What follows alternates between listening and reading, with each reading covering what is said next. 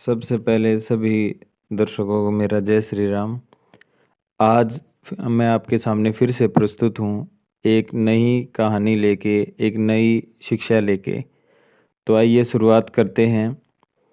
आज की हमारी जो कहानी है इसका शीर्षक है वे कौन से ऋण होते हैं जो मनुष्य को जन्म से ही चुकाने होते हैं और क्या वो उनको चुका पाता है या नहीं चुका पाता है। इसी बारे में आज हमारी कहानी है। आइए शुरुआत करते हैं।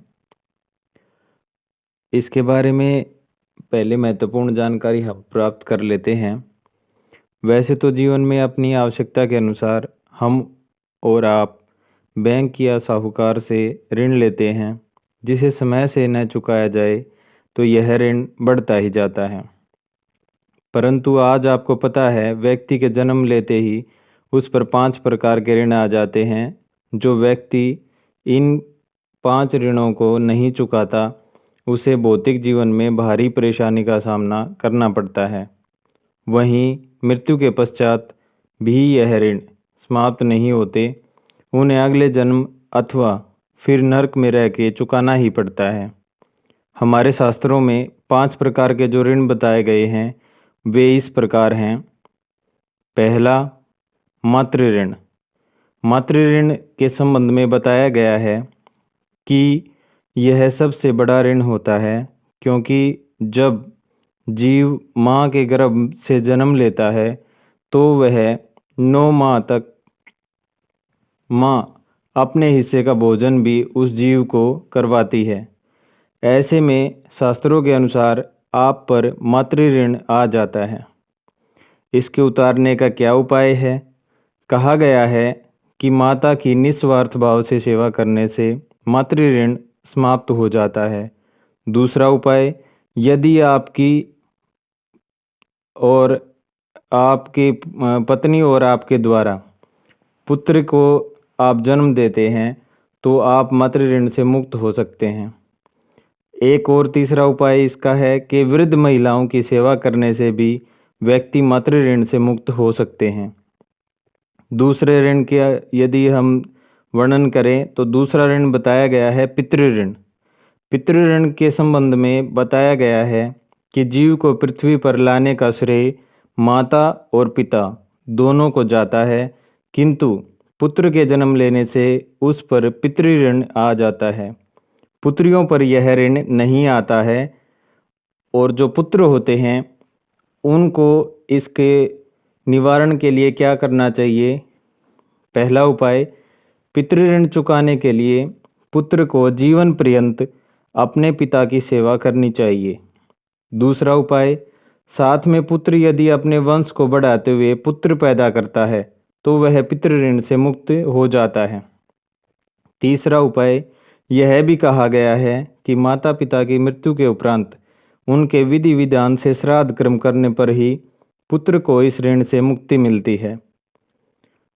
तीसरा ऋण जो शास्त्रों के अनुसार बताया गया है वो होता है गुरु अथवा ऋषि ऋण। यह ऋण हमारे परिवार के कुल गुरु, धर्म गुरु अथवा पीढ़ियों से जिस परंपरा से हम शिक्षा ग्रहण करते आ रहे हैं वह गुरु अथवा इसी जन्म में हमें शिक्षित और ज्ञानी बनाने वाले गुरुजनों के प्रति यह ऋण हमारा होता है। इसके निवारण के या इसको उतारने के क्या उपाय हैं?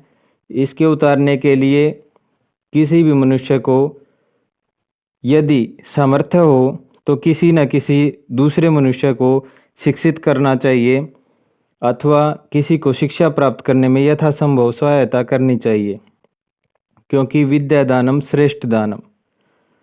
चौथा और इससे अगला जो ऋण बताया गया है शास्त्रों के अनुसार उसका नाम है धरती का ऋण या मनुष्य ऋण।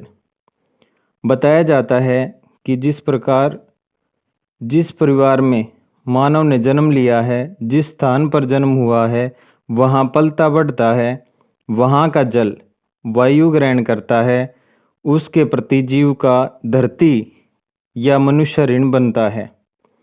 इसके उतारने के क्या उपाय हैं? पहला उपाय, यह ऋण चुकाना इतना कठिन नहीं होता है।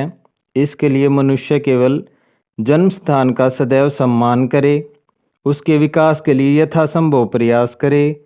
दूसरा उपाय, आस पड़ोस में वृक्षारोपण करके अथवा गांव, परिवार, रिश्तेदारों का यथासंभव सहयोग करके मनुष्य इस ऋण से मुक्त हो सकता है। पांचवा और अंतिम ऋण, धर्म का ऋण या देव ऋण।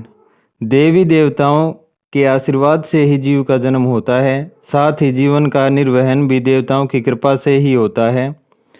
इस ऋण को उतारने के उपाय इस प्रकार हैं। पहला उपाय, यह ऋण चुकाने के लिए आपको अपने धर्म का प्रचार प्रसार करना चाहिए। दूसरा, यदि संभव हो तो किसी न किसी को अच्छी राह दिखानी चाहिए, सही राह दिखानी चाहिए, क्योंकि भटकती आत्माएं तो हम स्वयं ही प्रतिदिन विचरते ही रहते हैं। इसी वाणी के साथ मैं अपनी यह वीडियो यहाँ पे समाप्त कर रहा हूँ। प्रेम से बोलिए जय श्री राम, जय श्री राम।